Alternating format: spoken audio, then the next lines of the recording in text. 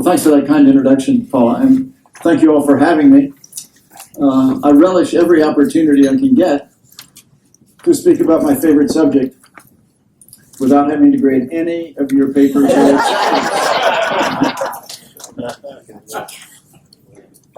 And before I go into my formal presentation, I thought I might tell you a little bit about how I became a Lincoln Scholar. It's partly because I was born and raised in Washington, D.C. This was just slightly after the unfortunate event at Ford's Theater. I don't mean to joke about my age. I'm 73, but I prefer to think of it as 23 Celsius. Feel free to use that. I stole it from Tom Lehrer.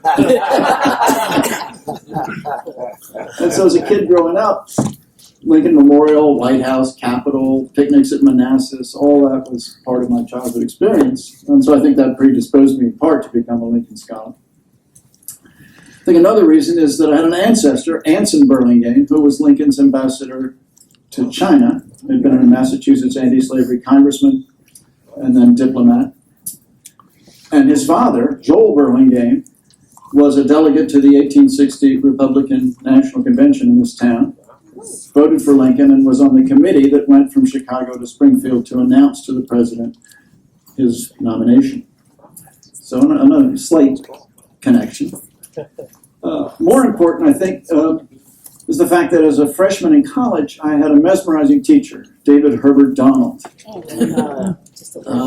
And I took his Civil War course, and he was a scintillating lecturer and a brilliant small class discussion group leader. And I was fortunate to be in one of his small class discussion groups.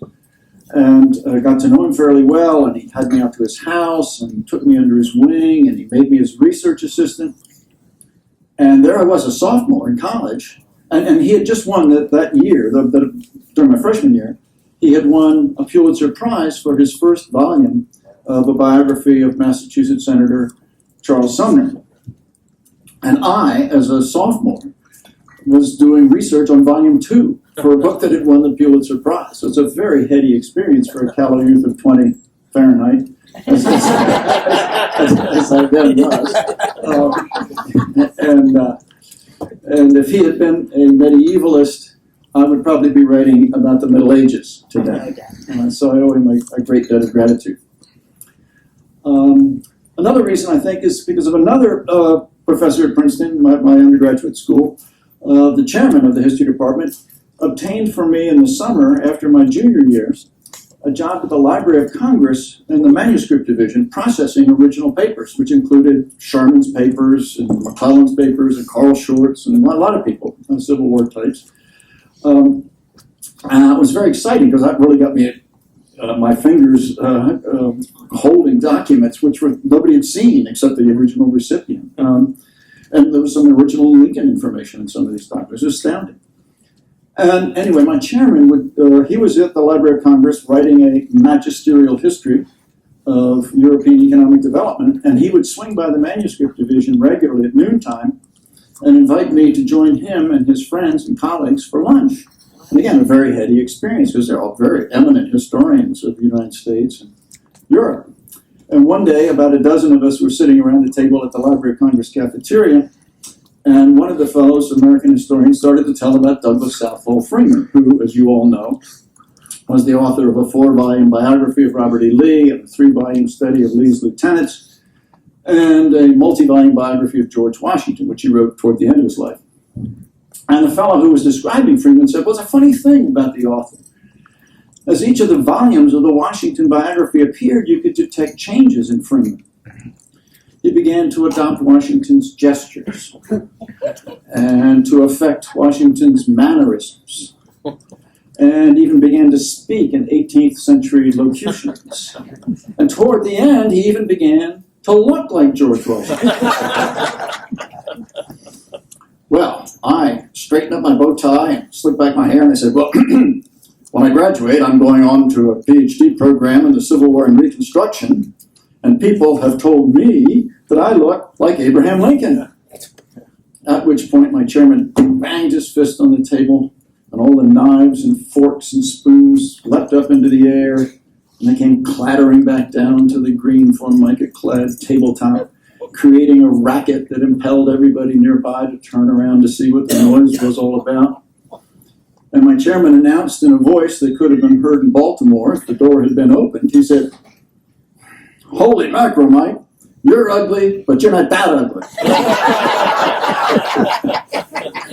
And so I think I knew from that day forward that I was fated to be a Lincoln Scholar. And one of the great things about being a Lincoln Scholar is that Lincoln had a tremendous sense of humor, as you're well aware. And when you do research on Lincoln, particularly in reminiscent materials, you're bound to run into funny stories that he told or that were told about him. And one day I was in New York at the public library in a huge reading room, and the place was jammed. Every seat was taken. So I was at a big table, and there were people on the other side of the table behind me, to my right and left. So it was packed. And I was going through some rare reminiscences about Lincoln by people who'd known him. And about a half hour into my research, I stumbled across a very funny story. And without bothering to stop and think where I was, namely in the middle of a library, I burst out laughing right in the middle of the library. And everybody turned around and shh, shh, shh. Oh, excuse me, forgive me, that's rude, I apologize. So I went back to my work and read some more reminiscences, and another half hour or so passed, and whoa, once again I found a funny story, and once again, without thinking where I was, I burst out laughing. Everybody around me a little more emphatically this time, but shh, shh, shh, excuse me, sorry. So I go back to my work, and it happens a third time. At which point the woman sitting directly across from me, a woman of my vintage, very earnest looking, no makeup, hair back in a tight bun, wire rim glasses, taking notes diligently from a big sociology tome. She leaned across the desk, and she fixed me with her gaze, and she said, "Just what is your field anyhow? I think I'm going to switch to it."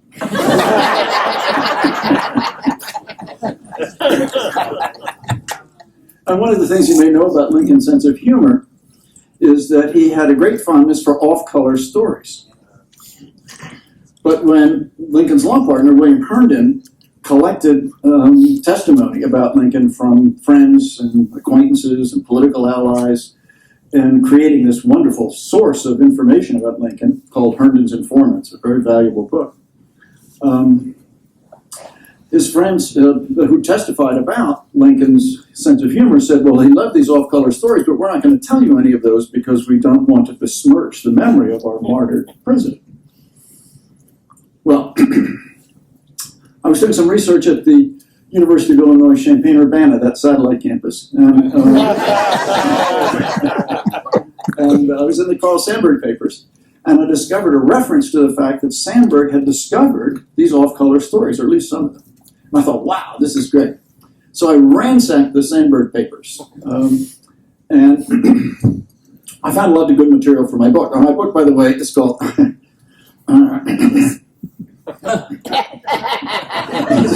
it's called Abraham Lincoln, A Life. And this is just one volume. It's 1,000 pages, and the other one is equally long and heavy and cumbersome. So as I say, it's called Abraham Lincoln, A Life. But be sure to buy it. You don't have to read it, but be sure to buy it. Now, as Paula mentioned, I call it affectionately the Green Monster. Because I've spent most of my adult life in New England. And as you probably know, sportscasters and sports writers in that region regularly refer to something called the Green Monster, which is the left field wall at Fenway Park. Right. But I like to think when those sportscasters and sports writers refer to the Green Monster, they're actually plugging my book. Anyhow, so I ransacked the Sandburg papers and didn't find the off-color stories, but I was disappointed, but what the heck. Then a couple of years later, I was here in town, and I was at the Newberry Library, and there's a little Sandburg collection there. And lo and behold, I found the off-color stories. I was very excited. And now, Carl Sandburg was a man of taste, and so he didn't include any of these off-color stories in his 6-volume biography of Lincoln. But I have no taste whatsoever. And so I've incorporated them into the Volume 1 and Volume 2. But be advised that they're not indexed and they're not all clustered in one spot. So you got to read the whole thing. And I thought before I go into my formal remarks, I might just share one of those stories with you that's not too raw. Lincoln loved to tell a joke about a fellow who was enamored of the Revolutionary War period. And he was informed that a woman in a nearby village owned a dress dating back to that time. And he said, well, do you think I could look her up? And the guy says, yeah, go to the village and ask for her. So the guy goes to the village and looks up this old lady and says, is it true that you have a dress dating back to the time of George Washington? And the old lady says, well, yes, I do. And the guy gets all excited. And he says, well, do you think I could see that dress? And she says, sure, why not? So she rummages around in her cedar chest, and at the bottom, she reaches in and pulls out a dress. And he gets very excited. He says, oh, do you think I could hold that dress? She says, sure, why not? So he picks it up, and he goes into a rapture. And he says, oh, miraculous garment, dating from the time of the American Revolution, when this old lady in the first blush of her maidenhood beheld you, she must have done to you what I'm about to do to you, namely, kiss you. Mwah. The old lady recoils and thinks, oh, I've got some kind of nut here. So she scratches her head, and she strokes her chin, and she finally says, why, stranger, I reckon if you want to kiss something antique, you ought to kiss my ass. It's 16 years older than that dress.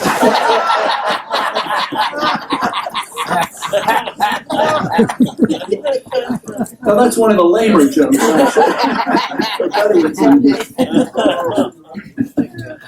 Oh, man.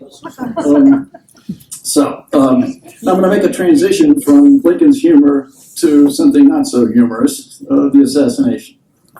But in doing so, I will tell what might be considered one of the very few assassination jokes. I know a woman, and this is a true story. I know a woman who read her 4-year-old son a children's book about Lincoln, including the story of the assassination in brief compass. And when she closed the book, her son said, well, Mommy, so the president went to the theater, and he was watching the play, and he got shot while he was watching the play, but he didn't die until the next morning. Is that right? And his mother said, that's right, son. And the little boy thought about it, and finally said, well, Mommy, at least he got to see the end of the play. I'm not making this up. Drum roll. To tell you the truth. Okay, now about the assassination, I should forewarn you that I'm a psychohistorian. That's one word. It connotes people who try to incorporate the insights of psychology into the study of the past. Now, there are psychohistorians, that's 2 words, but I flatter myself that I do not belong to that category, although not everybody I know would agree with that assessment. And so what I'll be doing tonight is to offer, in addition to the rational, or insofar as they are rational motives or impulses that led Booth to murder the president, some psychological speculation. Now, the funny thing about the Booth assassination, a great deal has been written about it.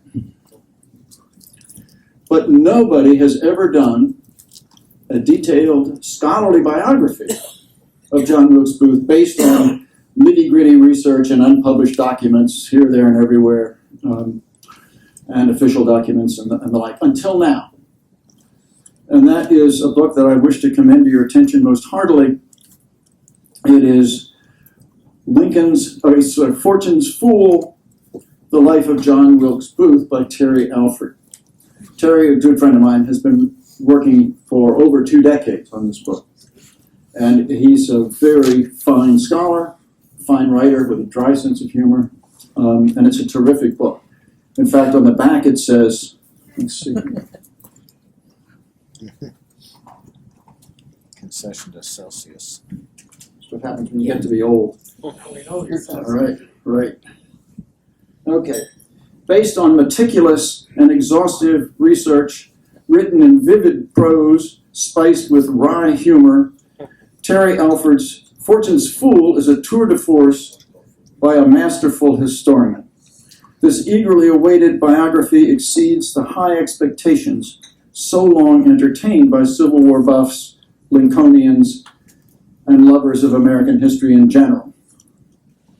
Incredibly, though many books have been written about Lincoln's assassination and about the Booth family, Alford's is the first scholarly biography of the brilliant actor who murdered the 16th president, Michael Burlingame. Oh, wait, that's me.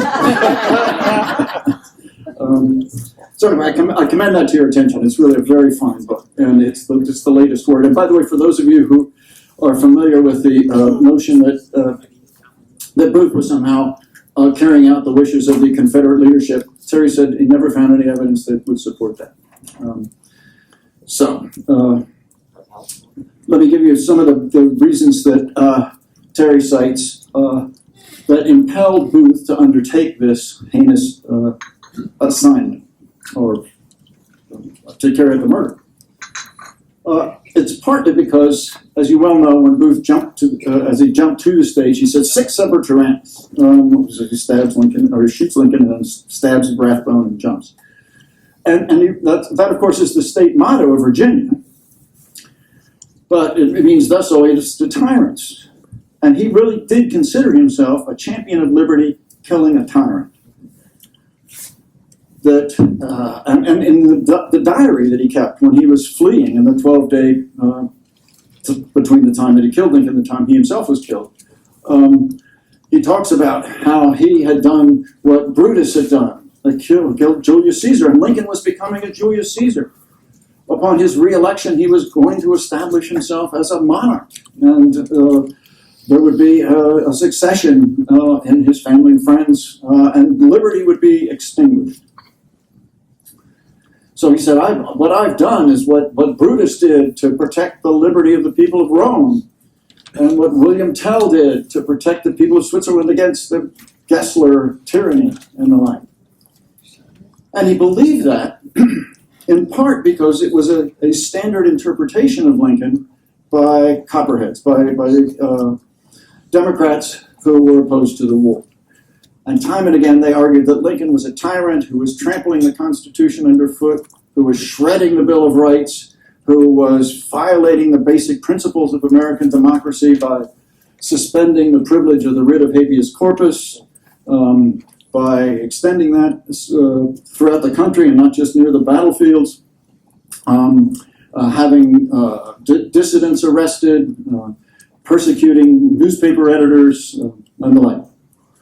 And so this was a widespread notion. This was not something that was unique to Booth. And that kind of criticism of Lincoln was an atmosphere in which John Wilkes Booth existed. So that notion that he was killing a tyrant was not uncommon. In fact, when we talk about the suppression of Civil War newspapers, which was relatively modest, newspapers that called for Lincoln's assassination were not suppressed, amazingly.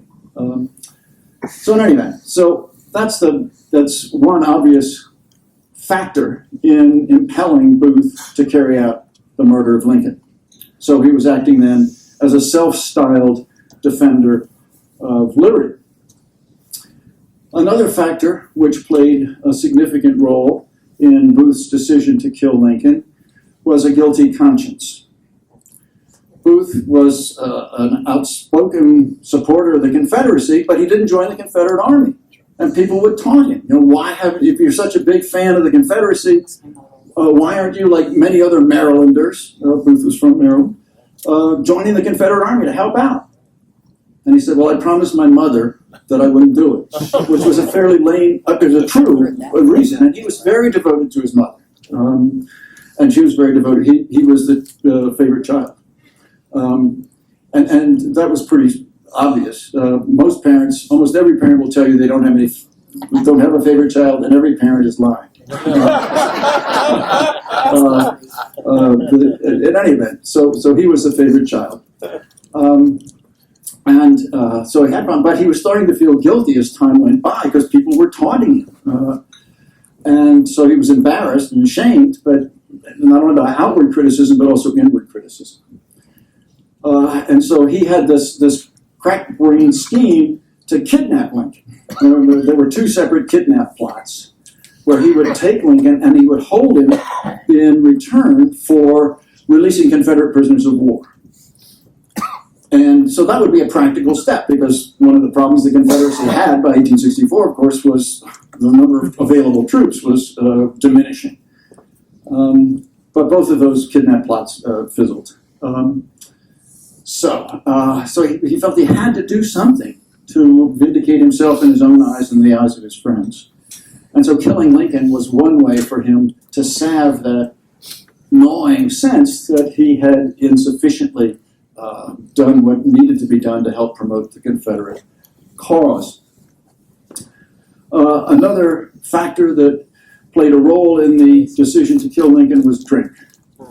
He was a very hard drinker, known as somebody who could consume a quart of hard brandy, high-proof brandy, within a couple of hours.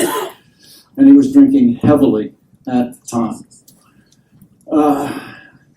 And one of the reasons that another reason that he killed Lincoln was because he desired to be famous.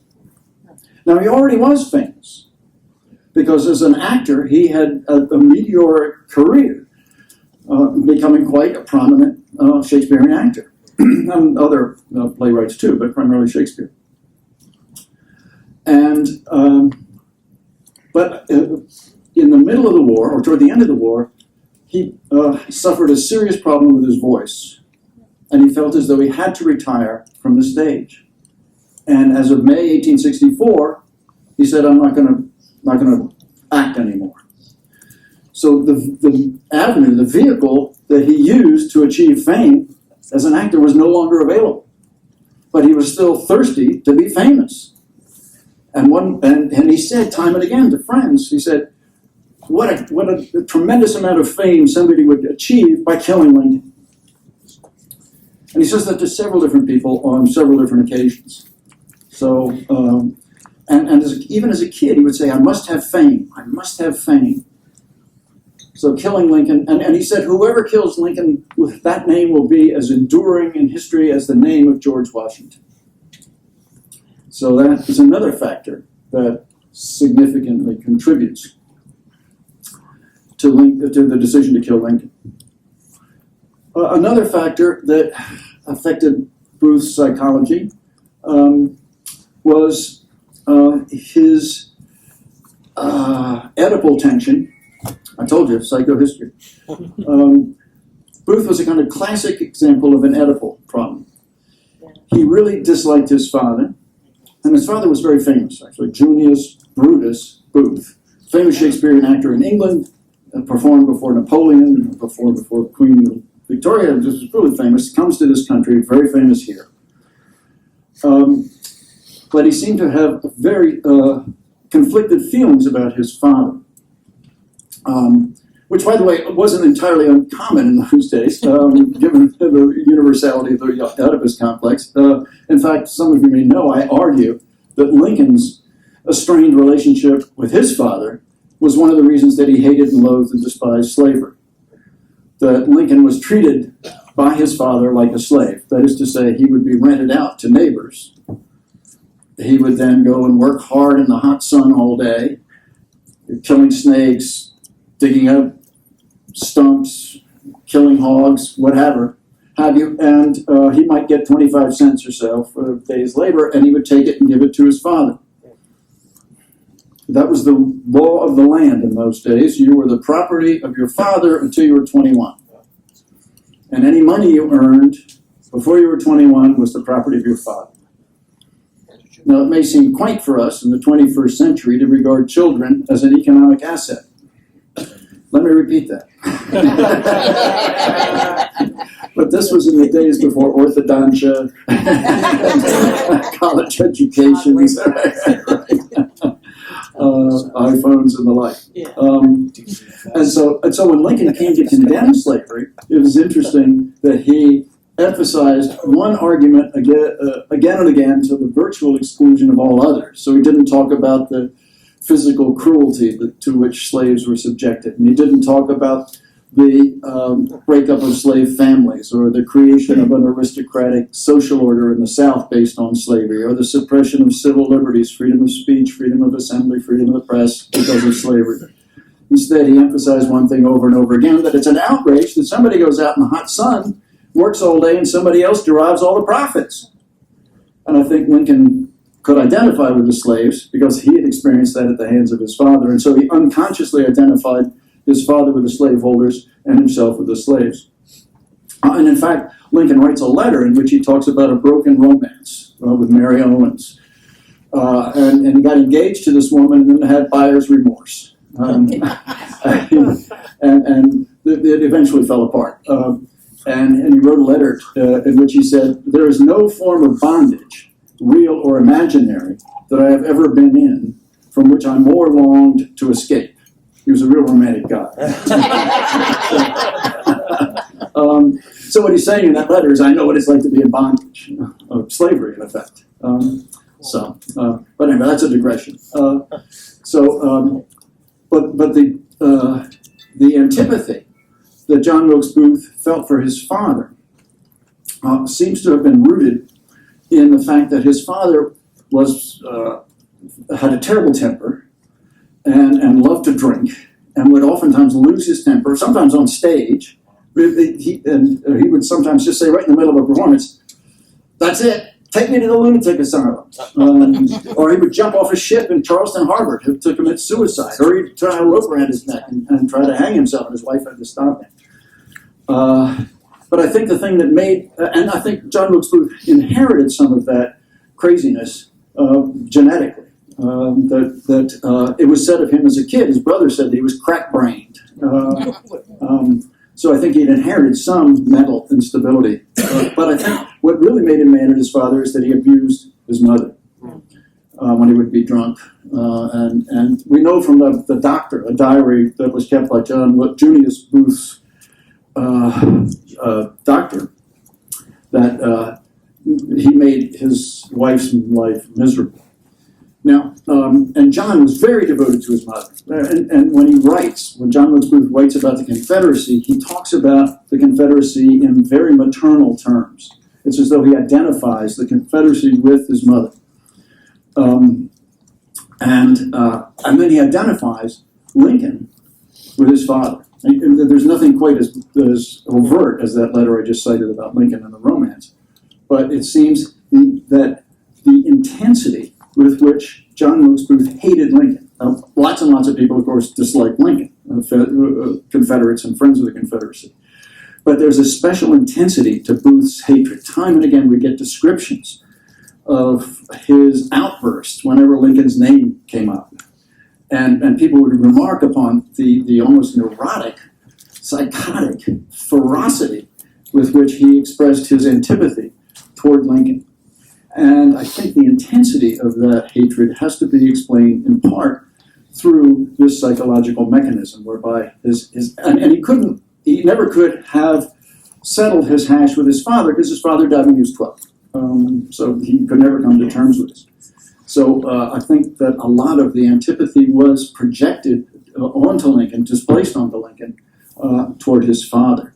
And it's true that it's a kind of psychological truism that our attitude toward presidents and kings and monarchs and the like is oftentimes influenced by our attitude toward our parents. A psychological component. But let me conclude with what I think is the most important consideration that has to be borne in mind and has to be understood if we're going to fully grasp why John Wilkes Booth killed Abraham Lincoln. And that's because on April 11th, 1865, 150 years ago tomorrow, Lincoln gave a speech at the White House. Lee, as you know, surrendered on April 9th. So 2 days later, the president gives a major address at the White House to a large crowd assembled on the North Lawn. And the public expects that this is going to be a kind of victory lap, that Lincoln will congratulate the Army and the Navy and rejoice in the triumph of the Union arms. But instead, Lincoln gives a very different speech. It's a very deliberate analysis of Reconstruction. That is, what are we going to expect from the Confederate States, newly defeated Confederate States, before they can be restored to full political power, to participate in presidential elections, to elect congressmen and senators, and so forth. And Lincoln had outlined a program of Reconstruction back in December of 1863. And in that proposal, which is widely known as the 10% plan, in effect, Lincoln said, you can come back into the Union if you will do a few basic things. Lay down your arms, agree to rejoin the Union, and accept emancipation. But there was nothing about black citizenship rights, black voting rights, any of that sort of thing. And the radicals in his party objected to Lincoln's Reconstruction proposal made back in December of '63. And they said, well, there ought to be something about black citizenship rights. And Lincoln agreed with them in general principle. But he didn't say so publicly. But he did in private write to the governor of Louisiana, newly liberated Louisiana, which was now going to establish a unionist government. They elected a governor, and so he writes to the governor back in March of '64 and says, you're about to have a constitutional convention to replace the pro-slavery Constitution, and I think it would be a good idea if you included in that new Constitution a provision which allowed black people to vote, at least those who served in our army, and those who are very intelligent, by which we assume he meant literate. So he agreed with the radicals in principle, but in practice, in public, he soft-pedaled that until April 11th. And on that day, as he discussed Reconstruction before this large crowd on the North Lawn of the White House, he said, for the first time publicly, I believe some black people should be allowed to vote, including veterans of the Union Armed Forces and the very intelligent. And Frederick Douglass was in the audience that day, and you would have thought that Frederick Douglass would have rejoiced that Lincoln is now calling for black voting rights, at least in a limited fashion, but still. But Douglass said that he and his fellow abolitionists were very disappointed because of the limited scope, just the veterans of the armed forces and just the very intelligent. But Frederick Douglass said we should have recognized that that was a very important speech, because Abraham Lincoln learned his statesmanship in the school of rail splitting. And to split a rail, that is a log, you take a wedge and you insert the thin edge of the wedge into the log. And having done that, you take a large hammer, a maul, and you drive home the thick edge of the wedge. And we should have known, Frederick Douglass said, that once Abraham Lincoln inserted the thin edge of the wedge, which is what he was doing that day, you could count on him to drive home the thick edge of the wedge. And that's a brilliant analysis, and I think it's true. That Lincoln's very modest call for limited black suffrage was just the way to launch the process by which, not long thereafter, a much broader application would be established. But there was one member of that audience who did appreciate the significance of that speech, and that was John Wilkes Booth. And when he heard Lincoln call for limited black suffrage, he turned to his companions, the people who had been involved in the kidnap plots, which didn't happen. And he turned to them and he said, that means nigger citizenship. By God, that's the last speech he's ever going to give. I'm going to run him through. And 3 days later, Booth carried out that threat. And so Lincoln was not murdered because he issued the Emancipation Proclamation, just here in my time, freeing the slaves in the Confederate States.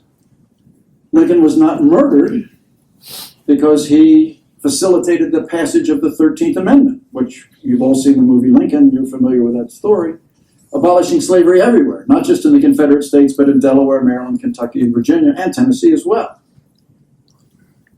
Lincoln was murdered because he called for black citizenship rights, for black voting rights. And I think it's therefore appropriate for us in the 21st century to regard Lincoln as a martyr to black civil rights, as much as Martin Luther King, or Medgar Evers, or Viola Liuzzo, or James Reeb, or Mickey Schwerner, or Andrew Goodman, or any of those other people who were murdered in the 1960s as they championed the civil rights revolution of our own time. I thank you for your attention.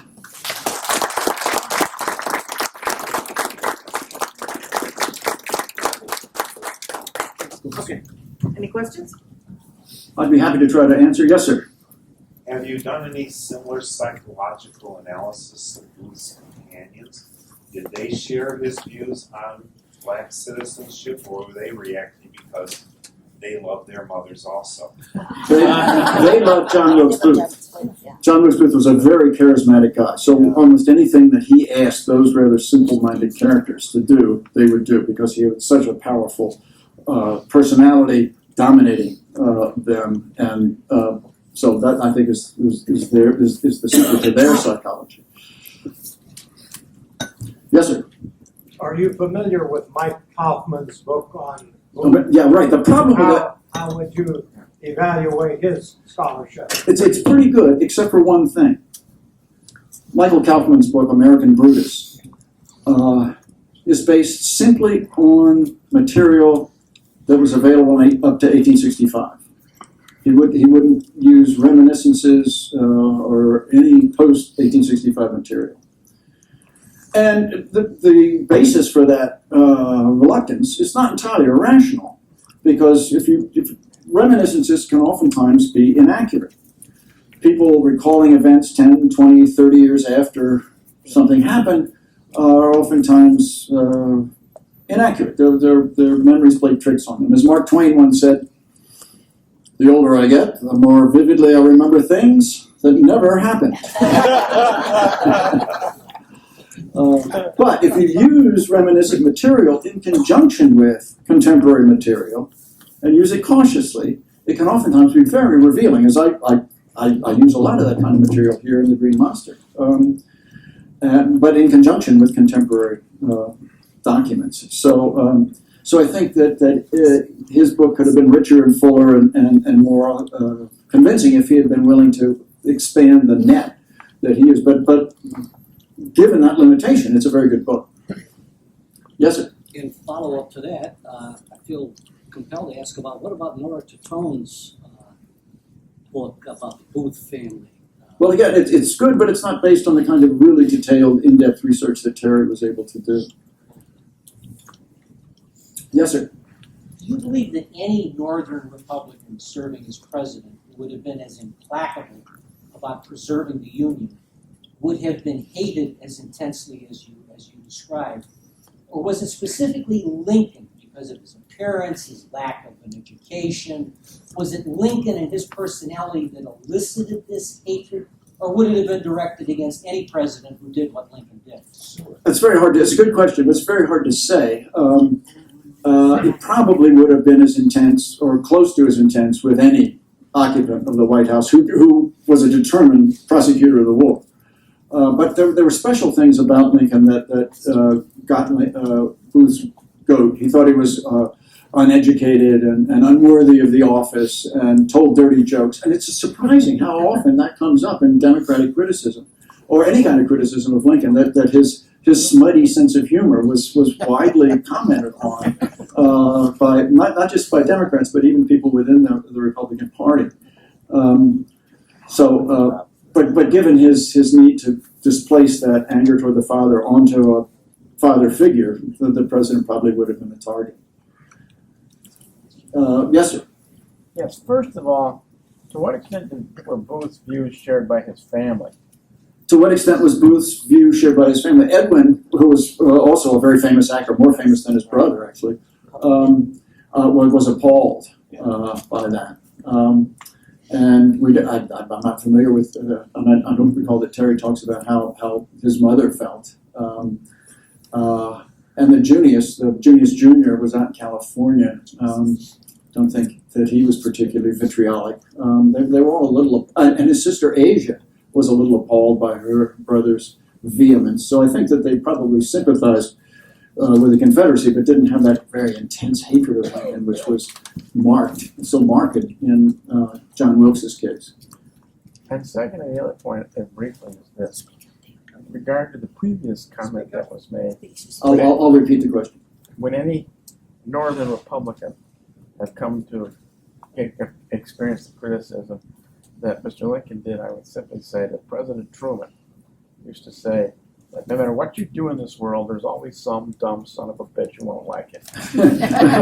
Well, apropos the hatred and criticism, Harry Truman used to say there's always some dumb son of a bitch who won't like it. He also said, if you want gratitude and you're in politics, get a dog. And that reminds me of Mark Twain's comment on gratitude in his novel Pudd'nhead Wilson. One of the characters says, if you take in a sick and hungry dog and you feed that dog and restore it to health, it will not bite you. This is the main difference between a dog and a human.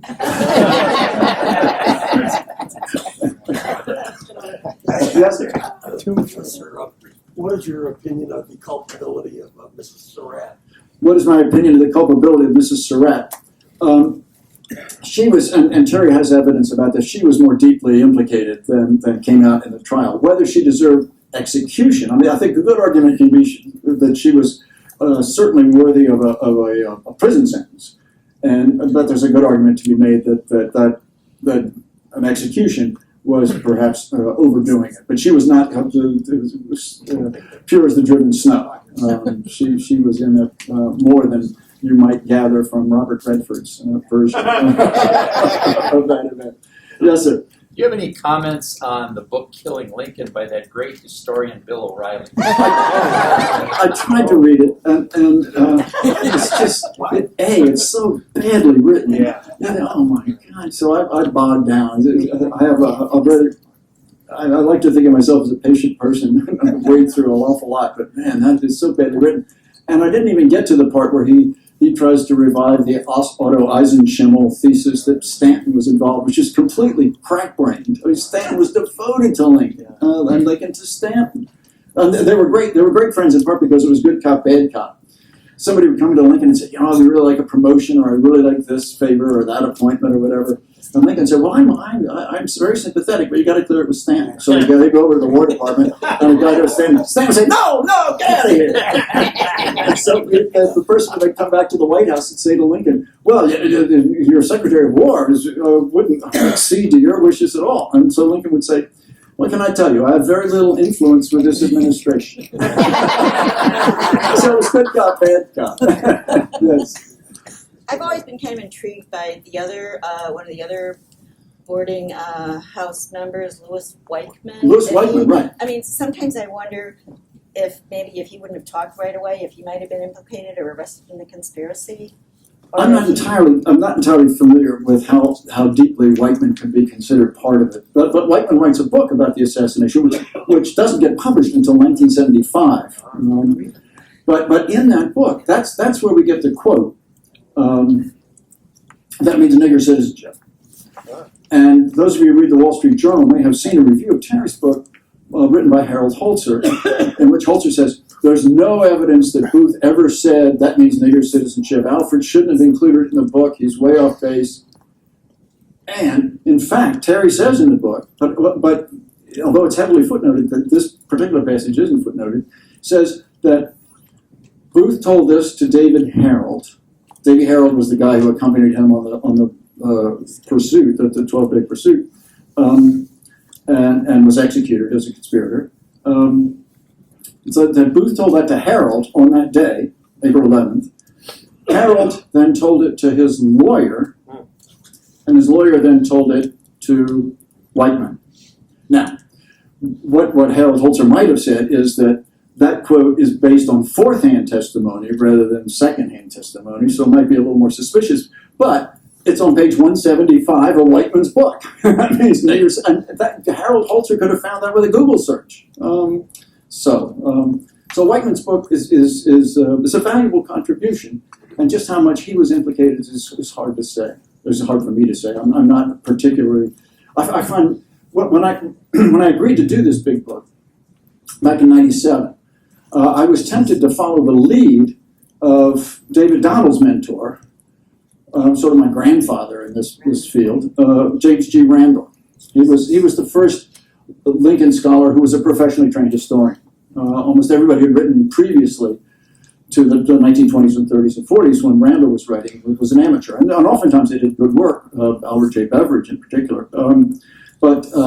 So Randall really established Lincoln studies as a serious scholarly enterprise.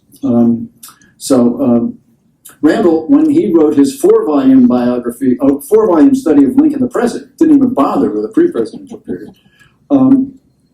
He said, I'm only going to write about the living Lincoln. I don't want to get involved in the assassination and all that. And I was tempted to do that myself because I get very upset reading about the assassination. But I thought, you can't do that. That's a cop-out. You've got to do it. But I couldn't go into the kind of research that Terry did. And so I relied. Well, I spoke a lot with him. And I said, Terry, are these quotes accurate? Do you think that Booth would have said things like, that means nigger citizenship? He said, oh, yeah, right. Because Booth was a ferocious racist. We have a little collection of Booth's writings. Of course, he didn't write very much, given his profession, his age, and his death. But we have letters and drafts of speeches in which the intensity of his racism far exceeds the average, which was pretty high to begin with, of people in Maryland at that time. But he was ferociously devoted to white supremacy. And that I think needs to be emphasized, and that's why I did write about it. And so I checked with Terry about that, and he said, that quote about nigger citizenship is accurate, and that's the last speech he's ever going to give on running through, because those are from two different sources. One's Davy Harold, and one's Lewis Payne. The Lewis Payne testimony was right after, was during the testimony given by,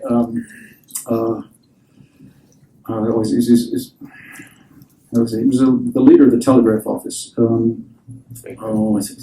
Help. Okay.